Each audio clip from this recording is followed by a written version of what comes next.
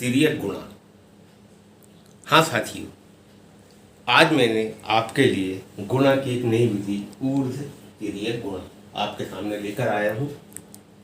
इसके पहले हमने आपके सामने 3-4 वीडियो प्रस्तुत किए और आज आपके सामने एक नई विधि लेके आए हैं। तो साथियों नमस्कार, मैं रामलखन बिहारी आपके सामने फिर उपस्थित हूँ एक नए कॉन्सेप्ट के साथ में, ऊर्ध्व तिर्यक गुणा। ऊर्ध्व तिर्यक गुणा, ऊर्ध्व आएंगे सीधा जैसे यहाँ, इसको हम बोलेंगे ऊर्ध्व, और ये है हमारा तिर्यक। तिर्यक का मतलब जहाँ पे इस प्रकार के निशान हो, और ऊर्ध्व का मतलब ये। तो ये हुआ हमारा ऊर्ध्व तिर्यक गुणा। गुणा की एक नई विधा। ये विधा को हम अपने स्कूल के बच्चे को बताएं, क्योंकि ये इतनी अच्छी गणित की विधि है गुणा करने की कि यदि बच्चा इसको एक बार सीख जाए तो वो बहुत आसानी से गुणा कर सकता है और बहुत अच्छे से कर सकता है। इसके आगे इसके हम किस किस प्रकार के प्रयोग करेंगे, क्योंकि हम अभी इसको स्टार्ट कर रहे हैं, तो हम इसको बिल्कुल बेसिक से हम इसको लेके चलेंगे कि हम बच्चों को किस किस प्रकार से इसको हम सिखाएं। तो चलिए साथियों, हम देखते हैं ऊर्ध्व तिर्यक गुणा।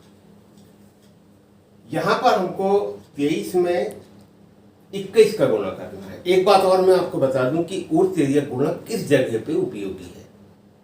तो यहाँ पे जैसे एक संख्या में एक संख्या का यदि हम गुणा करते हैं तो यहाँ पर हमारी ये विधि काम नहीं आएगी, क्योंकि सिर्फ ये ऊर्ध्व गुणा कहलाएगा। जैसे इस प्रकार से 3 गुणित यदि हम 2 इस प्रकार का यदि हल करें तो ये तिर्यक गुणा नहीं है, बल्कि ये ऊर्ध्व है। 2 में हमको 3 का गुणा करना है।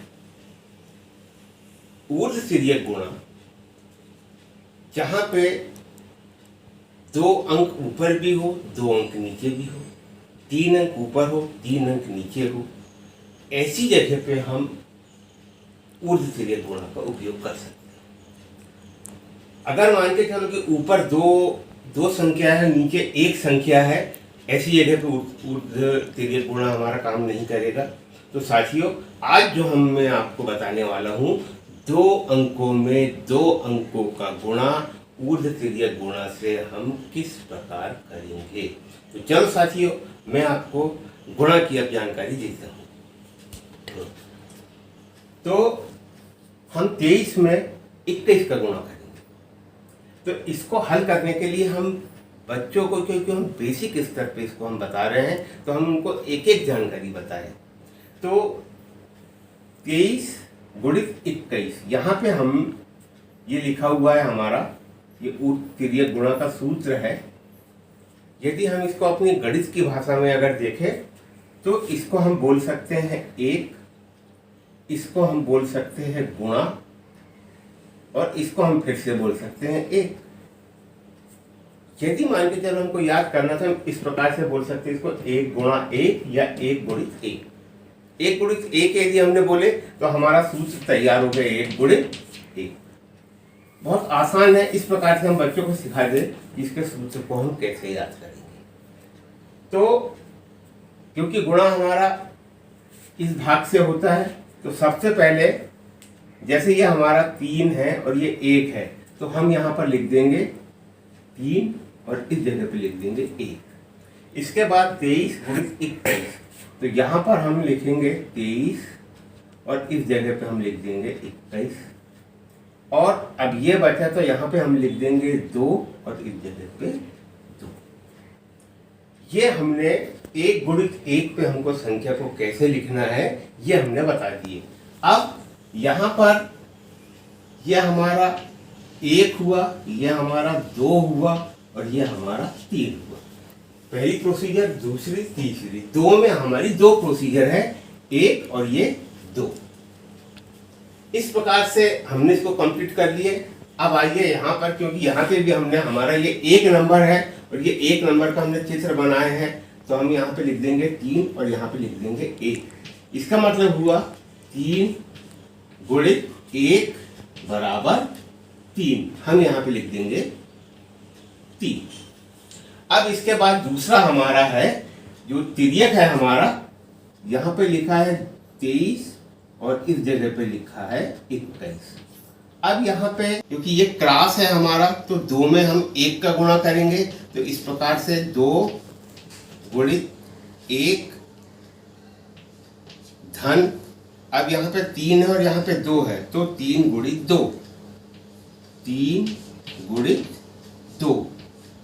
अब यदि इसको हमने किए तो ये हो गया 2 1 कम 2, और ये हो गया 3 दूनी 6, और इसको हमने जोड़े तो ये हो गया हमारा 8। हम यहाँ पे लिख देंगे 8। अब हमारा तीसरा जो इसमें प्रोसीजर है वो यहाँ पे लिखा है 2 और 2, यहाँ हमने गुणा किए 2 गुणित 2 बराबर 4, और यहाँ पे हम लिख देंगे 4। तो इस प्रकार से हम ऊर्ध्व तिर्यक गुणा को हल करेंगे।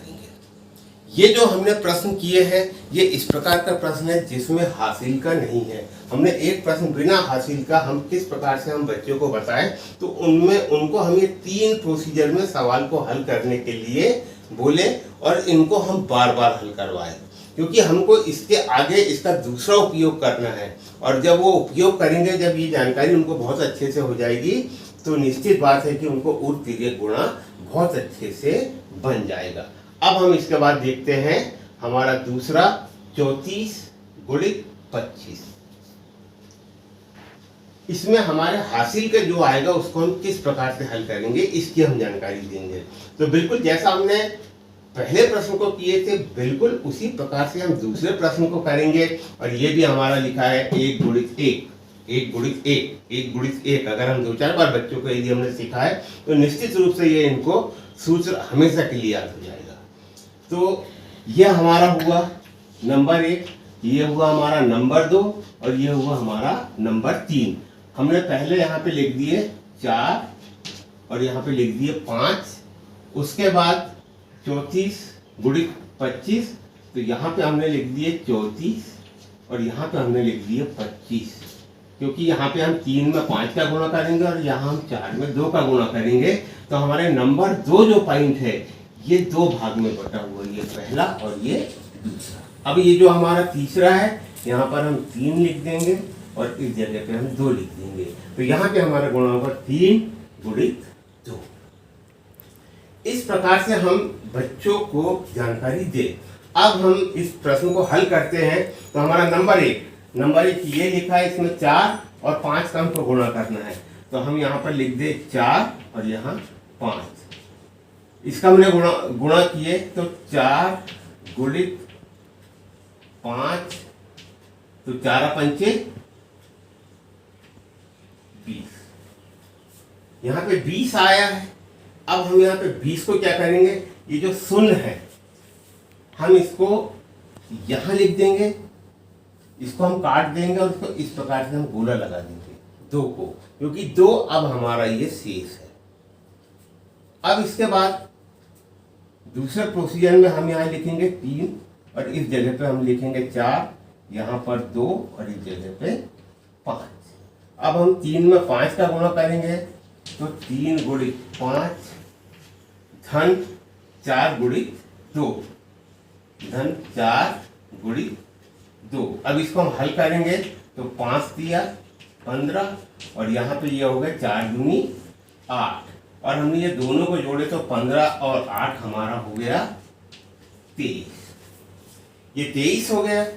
अब हमारा जो हासिल का जो 2 बचा है इसको हम इसमें जोड़ देंगे तो ये हो जाएगा हमारा 25। तो यहाँ पर हम लिख देंगे 25 का 5 और यहाँ 5 को काट देंगे और 2 हमारा हासिल का अभी शेष है। अब इसके बाद हमारा तीसरे नंबर में है 3 और 2, तो यहाँ पर हम लिख देंगे 3 और इस जगह पे 2 और ये हो गया हमारा 3 गुणित 2, ये हो गया 3 दूनी 6। यहाँ पे 6 आ गया। हमारा हासिल का पहले 2 बचा हुआ था तो हम यहाँ पर 2 को लिखेंगे और इसको हम जोड़ देंगे 8। तो इस प्रकार से 34 में जो हमने 25 का जो गुणा किए तो हमारा आंसर आया 850। तो साथियों ये हमारा 2 अंकों में 2 अंकों का गुणा। क्योंकि इसके पहले जो हमने आपके सामने वीडियो प्रसारित किए थे उसमें भी हमने 2 अंकों में 2 अंकों के गुणा की हमने जानकारी दिए थे, और आज 2 अंकों में 2 अंकों का गुणा ऊर्ध्व तिर्यक गुणा के हिसाब से हमने हल किए थे।